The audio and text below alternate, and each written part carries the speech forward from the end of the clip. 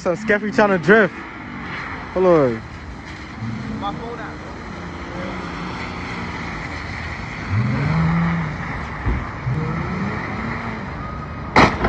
Oh, what the fuck?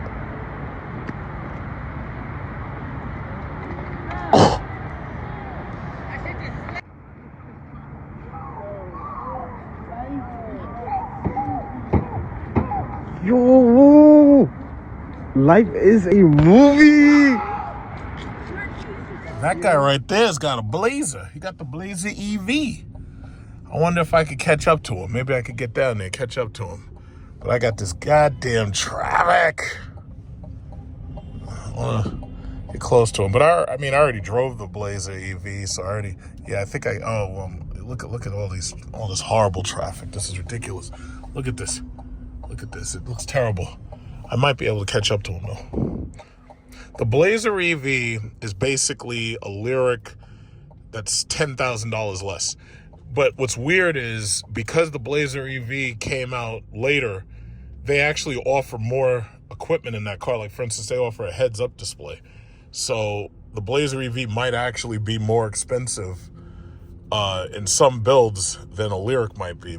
Like, I think when they compare the Blazer to the tech level Lyriq, the tech trim, the Blazer tends to actually be more expensive because it starts somewhere around 58,000 or something, or 56, 58.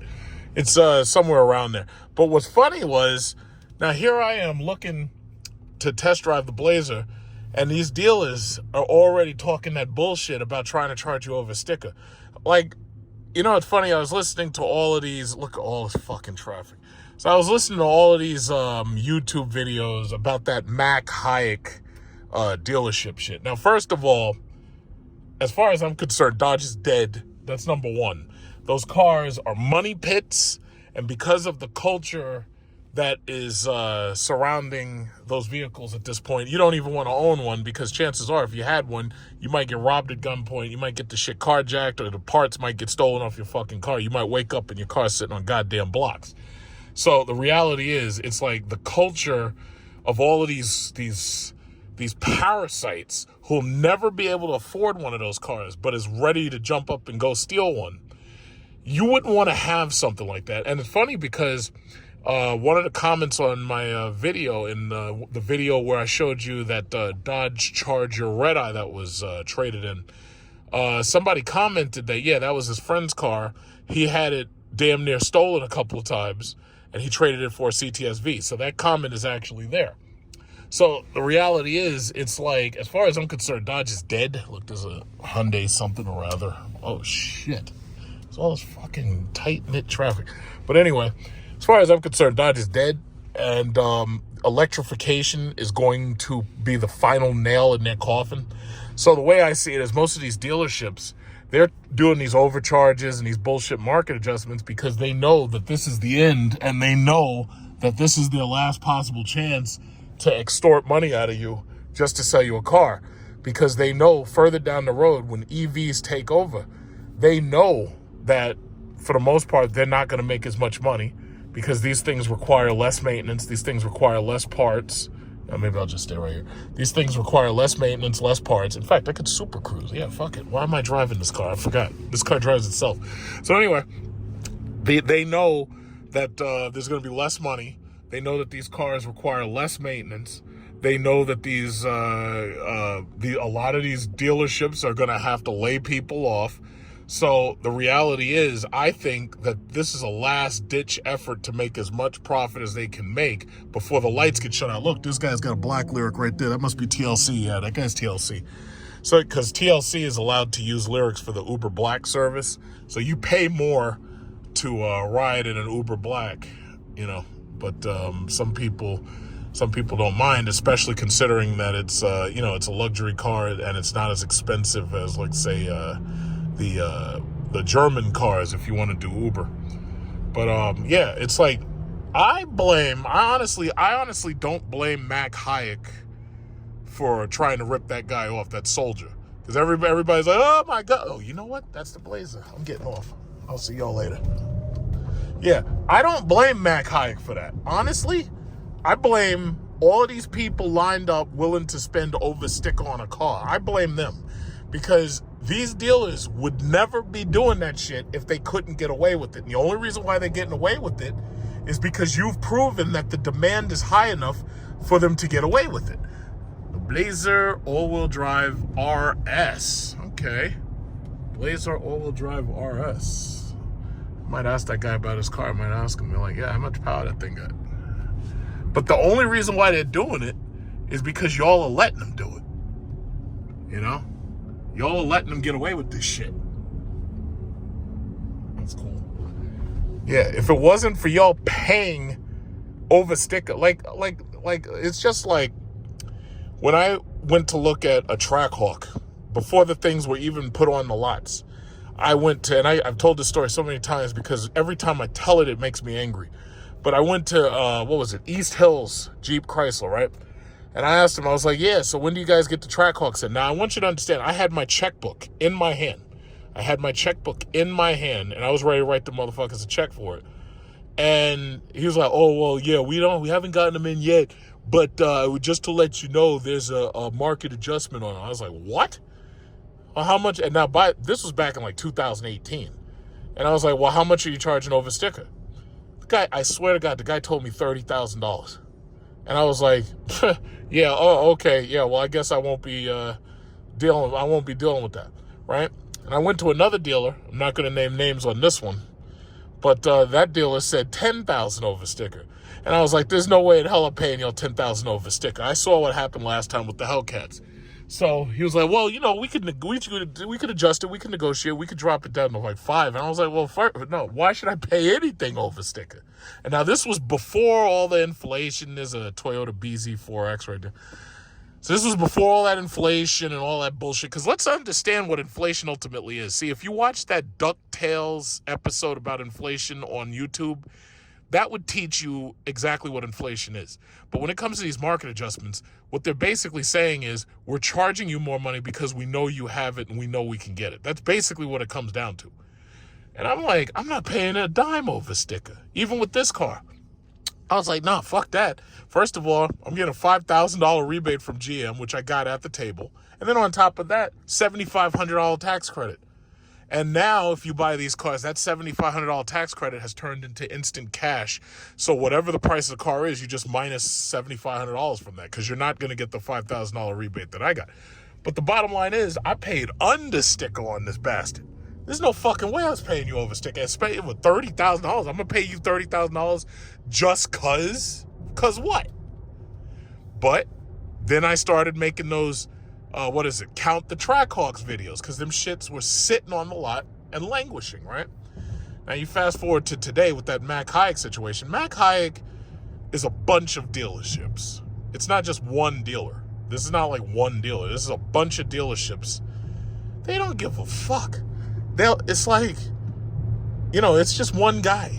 They don't care who you fought for. They don't care if you fought the Empire and blew up the Death Star. That's got nothing to do with it.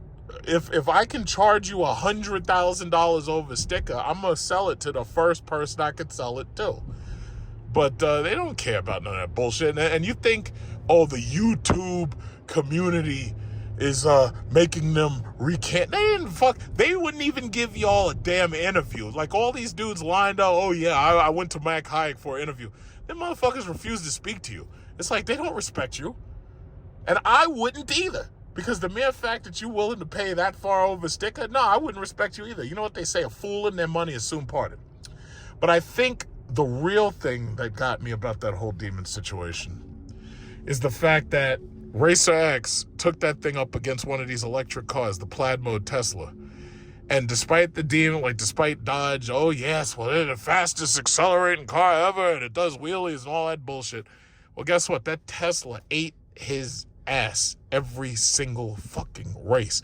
And when I saw that, I was like, you gotta be kidding me. I knew the thing was fast, but I didn't know that the plaid was that fast. And it's funny because everybody's in the comments are like, oh man, those are some brutal accelerations. And I'm like, no. The thing that was brutal about watching that was watching you lose every single time. That was brutal. That was real brutal. Because I was like, it was just like, you remember in the very beginning when those Hellcats came out, what did I do? I bought a Hellcat. I made a video called 7 rules of Hellcat ownership. What was one of my rules? I said, number 1, do not race electric vehicles. I also said don't race anything that has retracting spoilers. Now, the Tesla doesn't have a retracting spoiler, but it is an electric vehicle. You messed up. And it was funny because back then, Tesla had insane mode back then. But then they followed up on that shit with ludicrous mode. And ludicrous mode, you weren't beaten in none of these Hellcat. You could forget it. But now they got that plaid mode shit. It's like, you can't race that. It's like, you can race it, but you're going to lose. I was like, what's the point? And now they got a faster thing coming out. They got the Roadster coming out, and that thing's fast as fuck. It's like, what's the point of racing something like that? So that you could just watch it pass you? Like, what's the point? You can't catch up to it. Not before it wins. So what's the point? Bugatti's up there trying to race that Lucid Sapphire. You got a Bugatti Chiron. That thing's $4 million, $5 million. And you're losing to an electric car that's $250,000. Like, that's it. When Dodge goes electric, I made a video about that before. I was like, yo, when Dodge goes electric, their core audience is going to completely abandon them. But the problem with abandoning them at that point is where you're going to go. Because the government is killing auto companies, basically, with these mandates and regulations. So all of these cars, you're not getting manuals no more. Everything's going electric. If it's not electric, it's a hybrid. But really, buying a hybrid is about practicality and efficiency. It's not about performance. Now, the few performance EVs that are out there, those things are going to cost so much that you're not even going to be able to buy them. Because my question to you is, like, let's say Dodge puts that Banshee out, which I don't see that thing coming out for another year or two. But let's say they put that Banshee out. What do you think? Do you think they're going to sell those at MSRP? Because, see, right now, the tax credits are over. I got my $7,500. So if you didn't buy one of them cars, or like this person with the Tesla behind me in the mirror, the person back there with that Tesla behind me, if you didn't buy one of them cars then, chances are you ain't getting no tax credit on no damn Dodge. 2 years down the road, no. Because what is it? We're $34 trillion in debt. Nah, them tax credits are dried up. I think this government refuses to admit that it lost the war between Russia and Ukraine, totally lost that war. And I think that they refuse to admit that they lost that war. And their only option at this point is to try to force Americans out of gas and oil cars. So at this point, they are doing everything they can to force us out of gas and oil. So they're coming after these electric stoves, they're coming after the gas stoves. They're coming after the gas dryers. They're coming after those gas water boilers. They're coming after, eventually they're going to come after gas furnaces. We're going to have electric furnaces. And the first thing somebody wants to say, oh, we don't have an electric grid for that. It's not mature enough. You're going to blow fuses.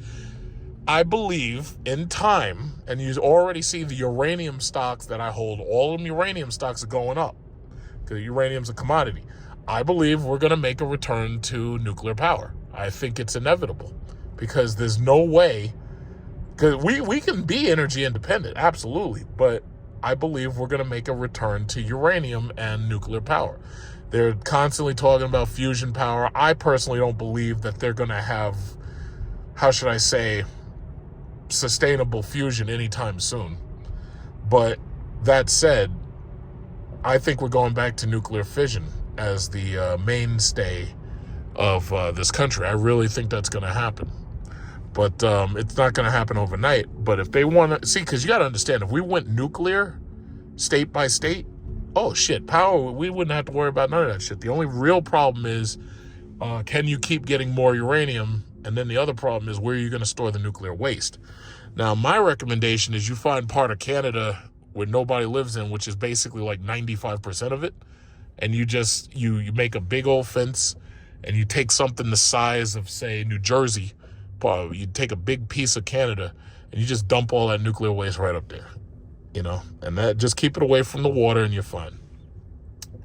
The other option is you store it in like New Mexico or something, like the desert. Yeah, you can put it in a nice dry desert, leave it there for about 5,000 years, and you're fine, you know, that's all. But Yeah, Dodge is dead. They are dead. They're so dead. They're so dead. They dead. They don't even know it yet. So the last Demon rolled off the production lot. I think the Durango ended production too. Oh, no. I think the Durango right now is still finishing up its production. But I know the last Demon Challenger came off the lot. And because I was reading that in an article. But the Durango was supposed to end production, but again, they lied to you. They, oh yeah, well, we're just limited edition. And I was like, no, it's not. And then they say, yeah, you're right. No, it's not. Haha, we got you, sucker. And they're still doing Durangos. But I ain't worried about it because I can't. Those things are money pits. It's dangerous to own them. Chances are you're gonna wake up, your shit is stolen, or parts are taken off of it. On top of that, the insurance is sky high on those things now. It's not even worth it. And on top of that, because you keep piling shit on there, but on top of that, now it's a situation where they're not cool anymore. It's like they're played out. They just played out. I feel bad for anybody who goes into one of them dealerships today and tries to buy a Hellcat and drives out of there like he killed the game. It's like, dude, these things are old. They're old. I mean, the things came out, 2014? They're old. They're played out. That's 10 years. Basically, it's about 10 years. What is it? We're in January 2024, right? Well, I bought my Charger Hellcat in February 2016. It's like, that's 9 years, man. 10 years, man. Those things are dead. And it was funny because people didn't really start talking about them and catching on to them for about a year. And then when they saw all these races online and they saw all these things in public and everything, that's when people really caught on. It took like a little bit of time for them things to catch on. But they're just done. They're dead, man. They're dead. They don't know it yet, but they're just dead. So now the future is Dodge and Jeep and Chrysler. They're going to be building cars just like this. This Renegade right here. They're going to have these little small EVs like the Hornet. They're going to have like hybrids and EVs and everything. And that's it. And that's it.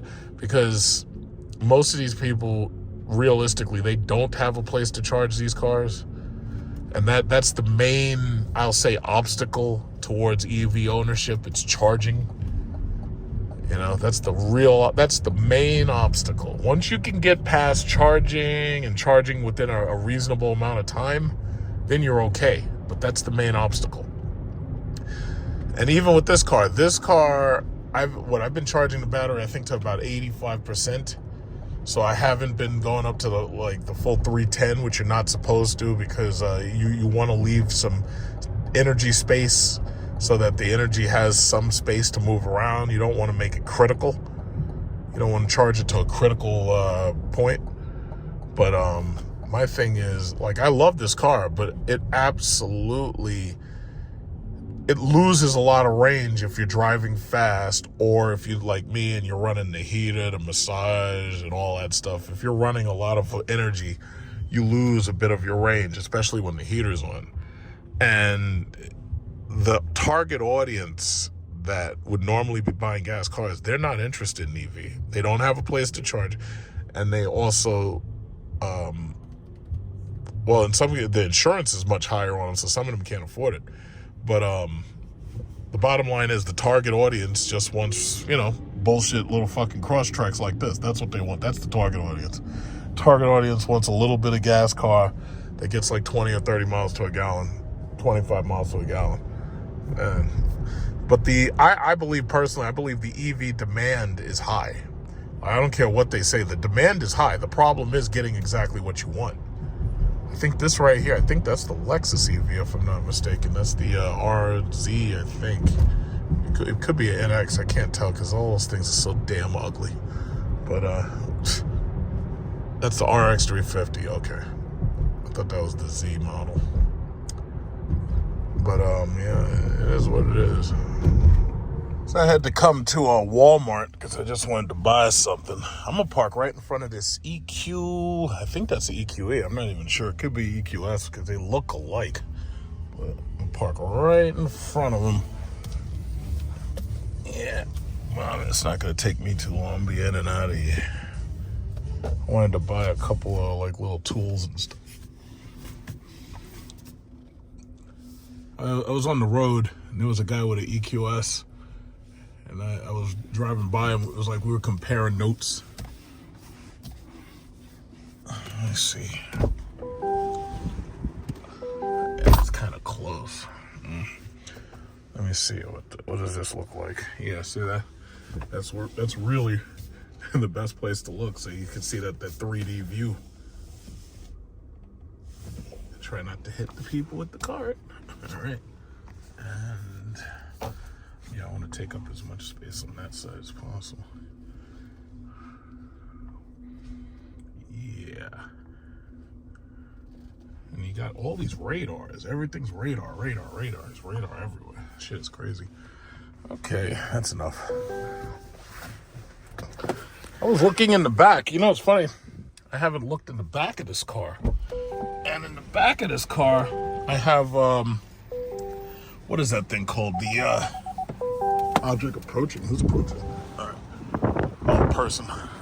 Yeah, so in the back of the car, you got this, I got to take the plastic off this, but in fact, I'll do it now. Yeah. That was pleasurable. Yeah, so it's kind of just like my aunt's XT5. She had all of those features too. So that's the rear. I'm gonna put pictures like this on the internet. Yeah, that's cool. All right. Yeah, so I'm gonna run up in here and get some stuff. Just turn the car off. Gotta have the keys in the car to turn it off. So you gotta push that button, boom, it's off. All right. Man, it's windy. What is this, the EQ? Oh yeah, this is the EQS. Yeah. I haven't gotten a chance to see my mom's EQS. No, not my aunt. I haven't gotten a chance to see hers, but eventually I'll get a chance to take a look at her EQS. Yeah, that should be enough space. So, yeah, the EQS, you know, it's funny. This car, and you can see it now, but this car, I really liked this car, but it's too small. Whoa, fuck. Look how close that goddamn Tesla came to me. Jesus Christ. Fucking Tesla, man. Yeah. Yeah, don't worry, I'm watching. Yeah, that shit is... Yeah, this fucking guy with this Tesla, man. That guy flew in there like he was parking a motherfucking jumbo jet or some shit. Yeah, don't worry, I'm still watching. And I'm recording, bitch. Jesus Christ. Yeah, but that EQS, you can see the size disparity. You can see how much taller my car is than this EQS. You could easily see. Look how tall this fucking Georgia the Jungle goddamn Gigantor spinning into. Yeah, don't hit nothing. What the fuck's wrong with this guy? But anyway, yeah, you know, you can't have nothing nice. People flying into these parks like they flying and shit. But anyway, you can see how much taller my car is than this EQS. In fact, you know what? I almost want to park right next to him. I could do that, couldn't I? I could get away from George from the jungle here and park right next to the EQS. But nah, it's better if I do it like this because this way you can see the angle. But you can see my car is taller, and I think my car is also a little bit longer than the EQS. But I got into that thing. I was really excited about it. And you know, like if you follow me, you know I was talking about that car constantly. And I was really, really, really excited about it right up until I drove the shit. And it was like, it was so cramped. I was like, yeah, I don't like that too much. Let me hurry up so I can get my tools that I need before George hit the jungle scratch up my car. Yeah. Oh yeah, and by the way, I was looking at my stocks. I made a couple more stock videos. Oh my God, this NVIDIA, man. This NVIDIA's blowing me up. This NVIDIA's blowing me up so fast that it's like crazy. I had no idea that they were gonna perform the way they're performing. My recommendation to you, chances are you can't afford NVIDIA anymore, which I don't blame you because it's so expensive. But my recommendation, which you should do, is you should try to get 10 shares of AMD. So that's going to cost you about $1,400. And you should try to get 10 shares of Micron. And that's going to cost you less than $1,000. You might actually be able, oh, I'm sorry. Yeah, 10 shares AMD, 10 shares Micron. And right now, Intel is $43. If you could get maybe 10 shares of that. But see, you had a chance when it was $33, but you probably didn't jump on that, you know? So, you know, if you can't afford more, because the thing about it is we going to the moon. We going to Jupiter. We going to Pluto.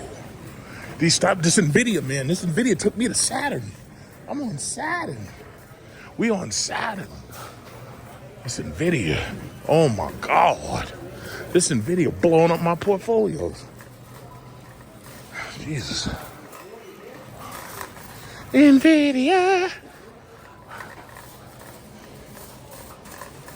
I did say I wanted to get more coffee filters, but I'll get those from the dollar store. Coffee filters necessary. I get coffee filters. Excuse me. I get the coffee filters.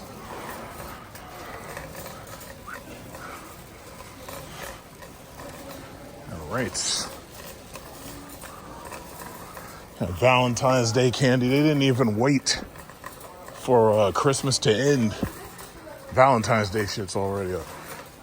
What comes after Valentine's Day? I don't even know.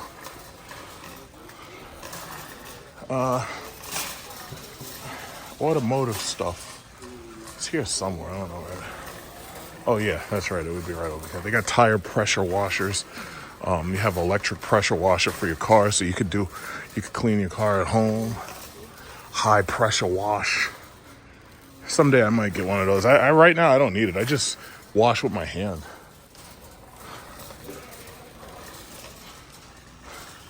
Oh yeah, it must be in the back shelf. De-icers. Yeah, my car doesn't need anything except washer fluid. This right here is exactly what I came for. 120 volt tire inflator. Oh shit, yeah, I have to have an extension cord for this, but I'm pretty sure I have one. All right, well, that's one of the things I came for. I was also looking for battery tender, because the problem is I'm not driving my Jeep. It's like I haven't driven that thing in a while. Is there anything else I need? Where do they keep the battery? I think the battery things are over here. You got to get see, that's the problem. When you have a car like that and you don't drive it, you got to have like a battery tender to make sure your battery doesn't go dead. Yeah, you can keep restarting it, but it's going to cost you a lot of gas over time. Yeah, this thing's $30. I don't see it. All right, no big deal. I wonder, that electric pressure washer, maybe I'll get that during the summer after I come back from Bali. Electric winch? No, I don't need that. I got more than enough winches in real life. Code readers? No, I don't need that. Yeah, the battery thing. In fact, I really don't need the battery thing right now. I just need this tire inflator. See, this is something you should always have. So, this is like something standard you should always have. What do they got? So they got the speakers and shit. It's like, yeah, pimp your ride. Just come to Walmart. No. Heaters.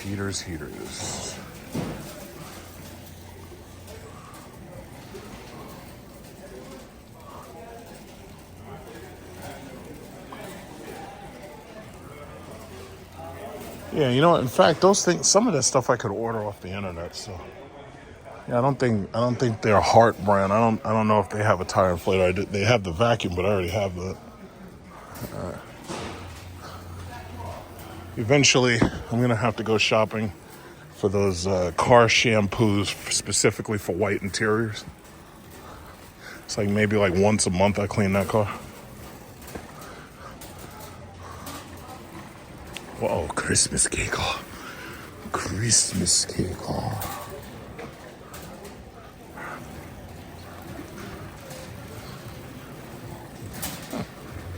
Got Christmas cakes. Christmas cake.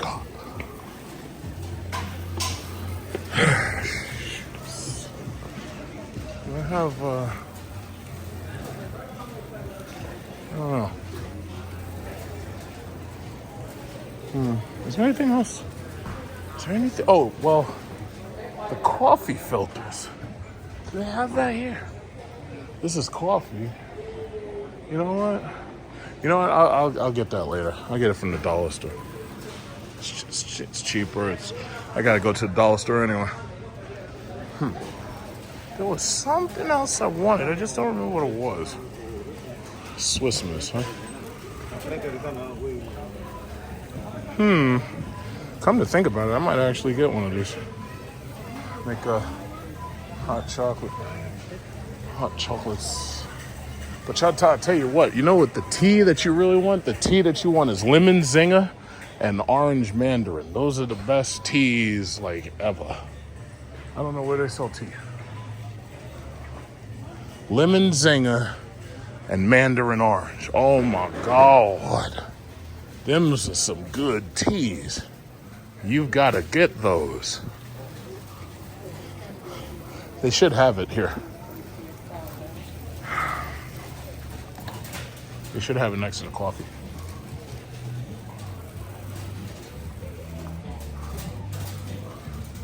Let's see, coffee. Yeah, they should have coffee, tea right next to each other. Excuse me. This is none of my business, but I was just going to get one of these. They're on the front aisle. They're all expired. The whole batch for almost 3 months. They all say November 21st, 2023. Do they at least have the blue light special? I mean, and they're almost $5. $5? $4.49, $4.48 for Right. 3 month expired goods.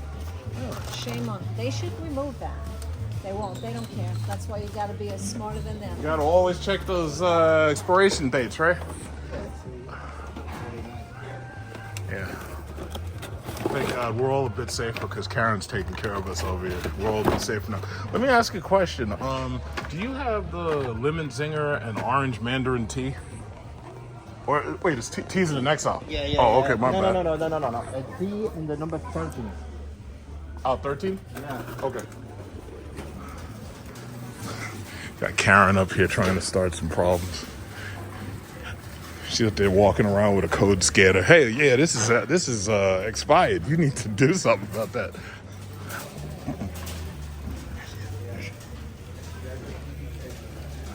There she is. Huh?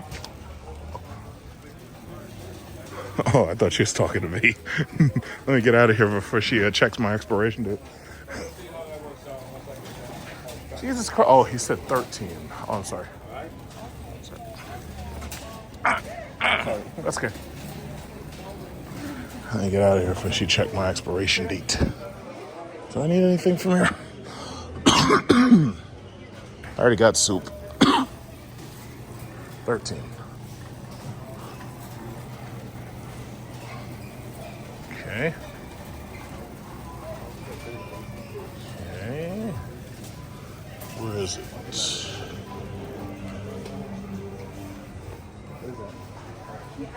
Decaffeinated green. I don't see orange mandarin. They have tangerine orange zinger. That's not it though. I've never had that. Oh, I guess I have to keep looking. No.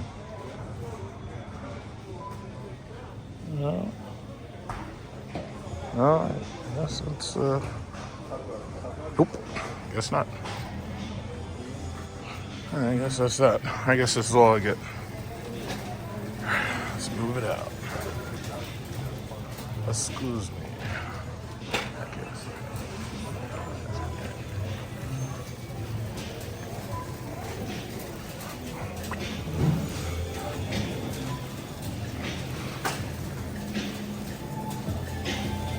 I don't know what they're playing, so I'm gonna stop because some of this. Look at this guy.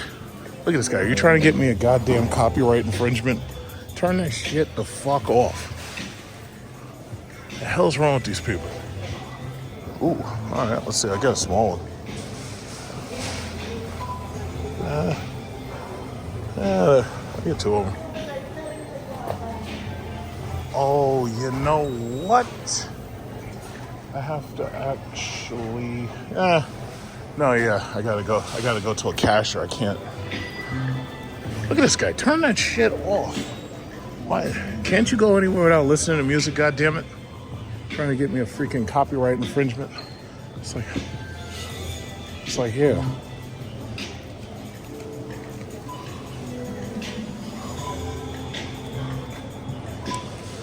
Yeah, I gotta go to a cashier because I needed to run the card. So, almost there. Okay, so that was quick. Now, the EQS is leaving. He's leaving right now. I gotta go over there. I gotta spot check my damn car to make sure that Tesla boy didn't leave any damn surprises. It's like all this Mercedes parking for alcoholics.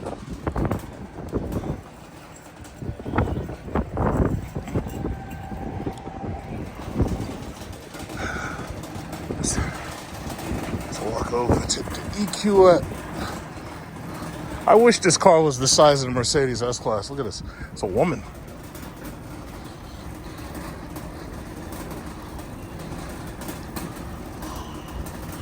Wish that. But I'm happy with my purchase.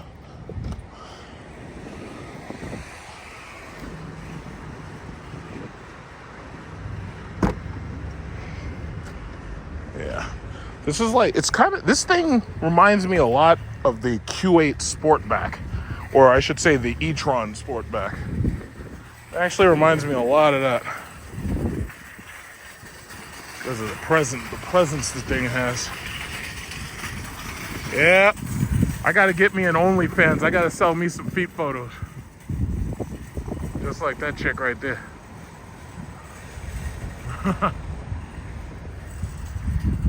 Gotta sell me some feet photos.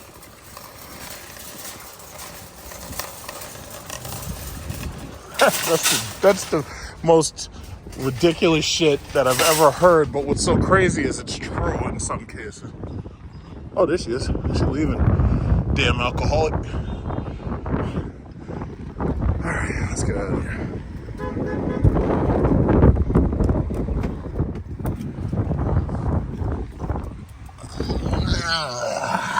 Lounging.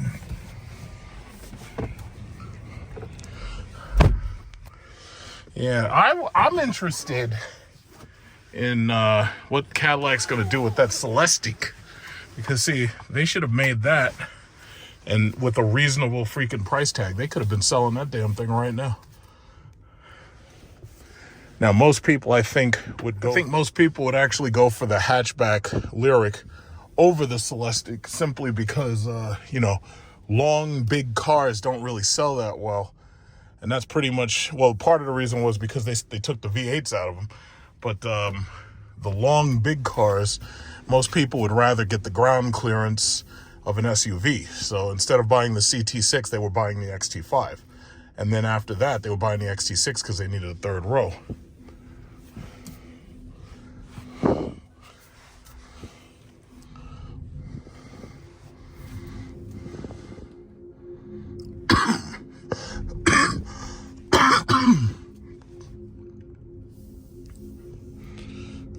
Yeah, so I'm down to 91 miles worth of range. Now, I could get through my day tomorrow on 91, but I'm not going to do that because the thing about it is I like to joyride a little bit too much.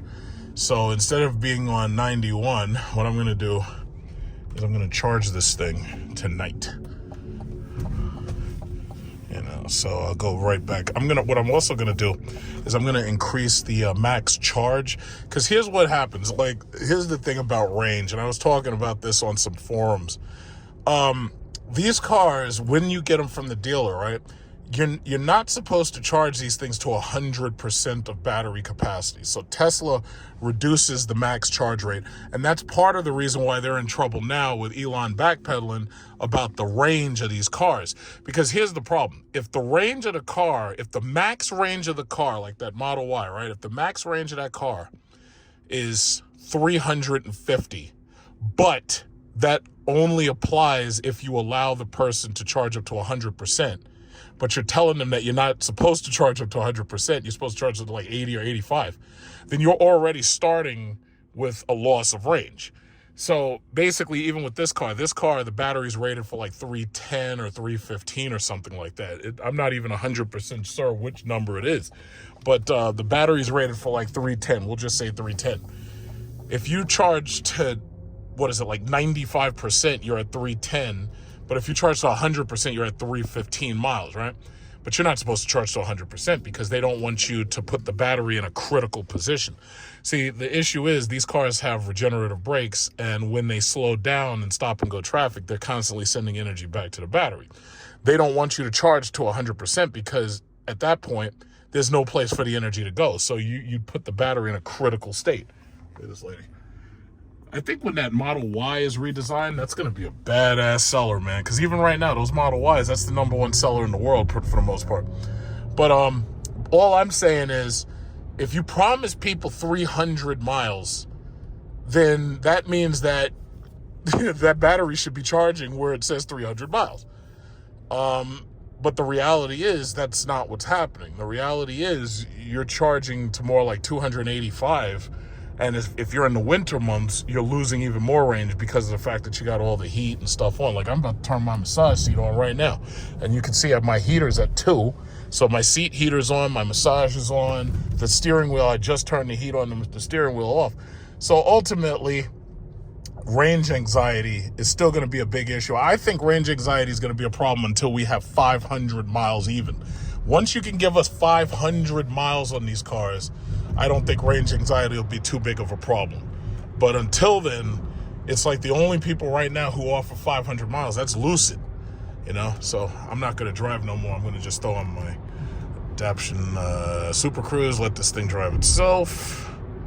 And I'll just raise up the speed. And here we go. Okay, so speed's set to 80, but it's not going to get that high. Okay, so basically as it is, I just personally feel that range anxiety is an issue. And now when you factor in, if you're in a hot climate and you've got the AC running at 100% all the time, that's going to be a problem for your range. Or at least it's going to cut your range down. What else? If you are in a very cold climate and you're always running the car at 100% heat, yeah, that's going to be a problem. Now, Tesla built heat pumps. They have an octo-valve heat pump with like 8 valves, and it pushes fluids all over the car and everything, and it very efficiently siphons heat from the battery and this, that, and other.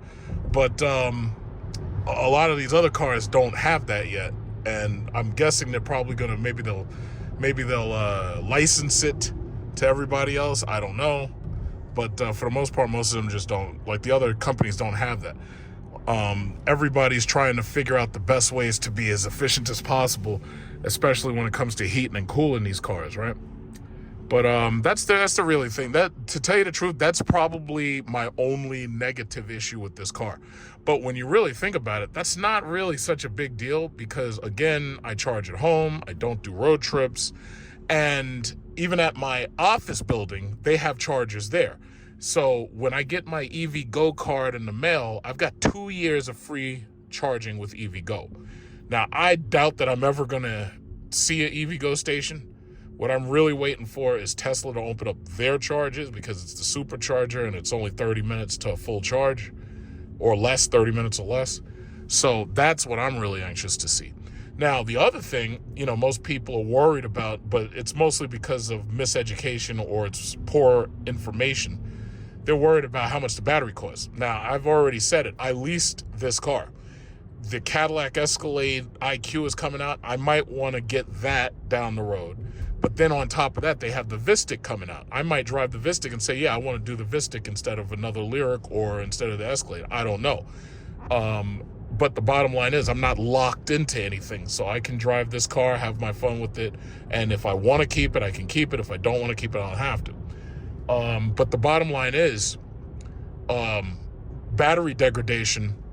The government warranties these batteries, the government forces manufacturers to warranty these batteries between 8 and 10 years. Typically, it's a 10-year warranty you're looking at, typically. But at least 8 years of warranty. Now, what I will say, I drove my Jeep SRT 90,000 miles before I basically had to have my entire engine rebuilt. Had that car not been under warranty, God knows what it would have cost me. It could have cost me up to $7,000, $8,000 because when they had to build my HVAC over again and then they had to build the engine, they already were telling me they were like $4,000 in, like right away. So it could have cost me $8,000, but I had a warranty, so all I had to do was pay $200, and that's it. So for the people who are like, oh yeah, well your battery's gonna die and you gotta buy another battery and the battery $30,000 and $20,000 and $10,000. Bottom line is, if you drive one of these gas cars long enough, you're gonna have to rebuild that engine. So to some extent, your engine and your HVAC, you're gonna have to do it sooner or later. You're gonna have to either recharge it, because in my Jeep, the blower motor blew. And here I am, it's hot as fuck, and I don't have AC. Not only that, but when the blower motor goes, you can't even defrost and defog these goddamn windows. So just driving that thing over back in September and October, it was a nightmare. And I was waiting for this car because once I had gotten this car, I was gonna drop that Jeep off to the repair people and say, yeah, you can take as much time as you want. You can take as much time as you want. But that didn't happen that way. I had to wait longer than expected to get this car. So I have a cousin right now. He's facing the same engine repairs I'm facing, and they're talking like $5,000 plus. So bottom line is, yeah, and he has over 100,000 miles on a Scat Pack. The longer you drive one of these cars, yeah, you're gonna have to rebuild your transmission. You're gonna have to rebuild your engine. You're gonna have to rebuild your ventilation, your heating ventilation. You're gonna have to do it sooner or later. So this is the main reason why I leased this car. The technology is new. I'm basically an alpha tester, beta tester, whatever you want to call it. And the thing about it is, I'm not locked in. I can always, if I decide, I can always get something else. So that's basically what it is. Other than that, it's like, as far as range goes, range anxiety is probably the only negative I have about this car, but that is the same negative I would have had with any of them. I knew about the range anxiety before I bought it, and I'd still buy it again knowing about range anxiety. So it's one of the fleas that come with the dog. So it's not a big deal, but again, because of this white interior in this car, I wouldn't be taking this on a road trip anyway, because you'd have people lounging on it with grease on their fingers. Like, you go to a food stop, the rest stop, you got people Dunkin' Donuts, got sugar and grease and shit. You got Popeye's chicken grease, you got pizza grease, and people, you know how people are. People are nasty as fuck. They'll be touching your shit. And next thing you know, my white seats, I was like, oh, wait a minute, who the fuck? I got white fingerprint grease stains. It's like, no, I can't do that. No, I would road trip, Chrysler Pacifica minivan or Kia Carnival minivan. And I would never drive across this country. It's way too dangerous. So bottom line is, if I want to go to like California, I'll fly. It's like, there's no way in hell. Like, where am I going to go? Detroit? I'm going to drive to Camden, New Jersey? Hells no. So it is what it is. It is what it is. But range anxiety is probably the only issue I have with this car. It's like, even when you're looking at the maps, and the maps are telling you exactly how far it is to different places, like, because the search bar will actually tell you exactly how far it is to like Ozone Park, and it'll tell you that you'll have 29% battery remaining. It's like, range anxiety is really the only issue. But other than that, the car is fabulous. So I'm at 85 miles. That's 32% battery, right? So here's the thing. What I'm going to do is I'm going to go to the charging segment, and I'm going to, it says service unavailable, but that's not the one I'm looking for. Oh, that's the one, the plug. I'm supposed to touch the plug.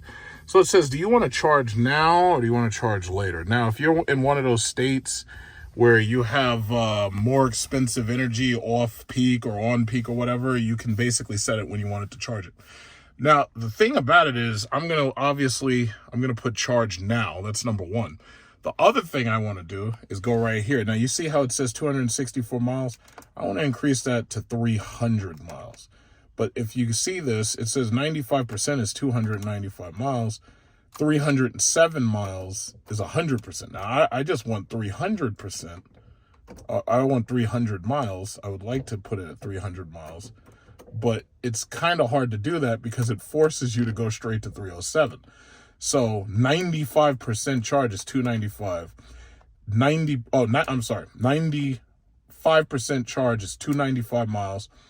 90% charge is 279. So I think I was charging at 85. So what I'm going to do is I'm going to push her up to 2, because I would like an even number, but you're not able to set this thing digitally. You got to do it analog. In fact, wait, let me see if this controller can do that. Oh, shit, wait. Let me see if I can do that with this controller. Nope. The controller steps right up to 90. It goes 90, 95. It goes in increments of 5. Now, the charge level can't be lower than 50. Okay, fine. So, let's go to, we'll do 90% of the battery. That's 279 miles. I just want to put it at 300, but they won't let you do that. So so I'll stick at 90%. Fine, 90%. I have to say, this is kind of one of my favorite moments of the week, to tell you the truth. So, turn my system on. All right, so the system boots right up. The Electron V-Box is a good product. The only thing some people might not like is it doesn't have apps, but I don't really care about the apps. So, there you go.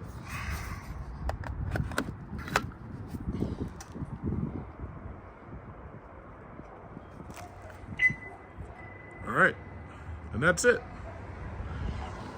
It's fabulous, right? So easy.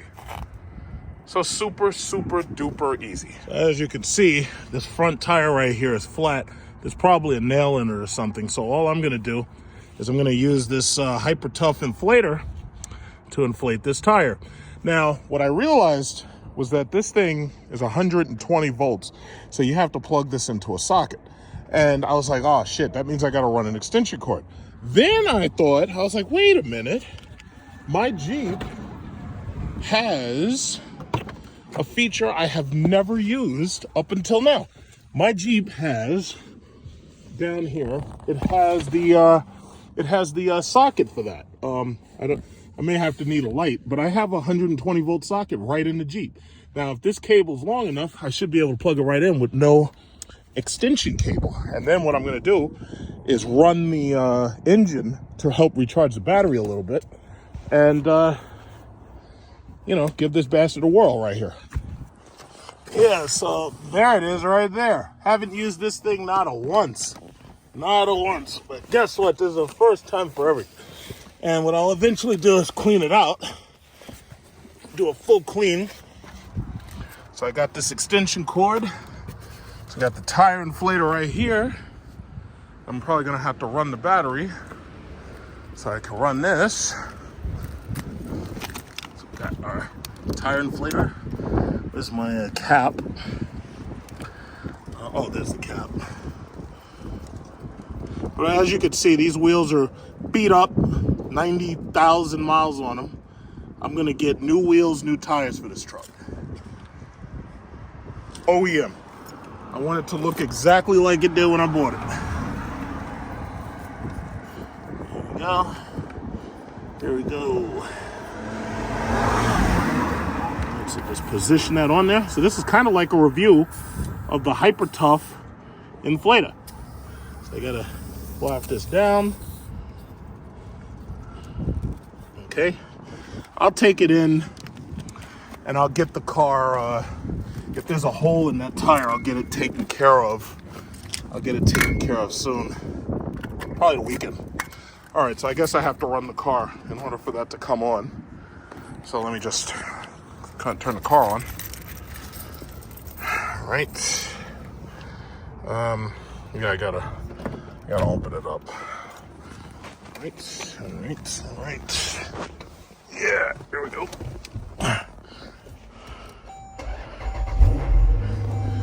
Okay. So I'll run the battery a little, get a little power in it. Get a little power in this battery, the alternator. Oh, it's lit. Okay. Here we go.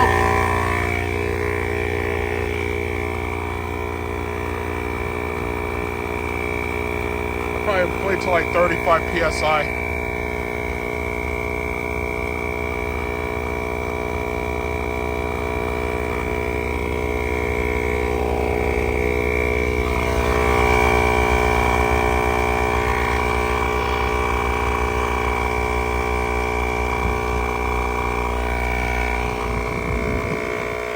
I'll see how long this takes.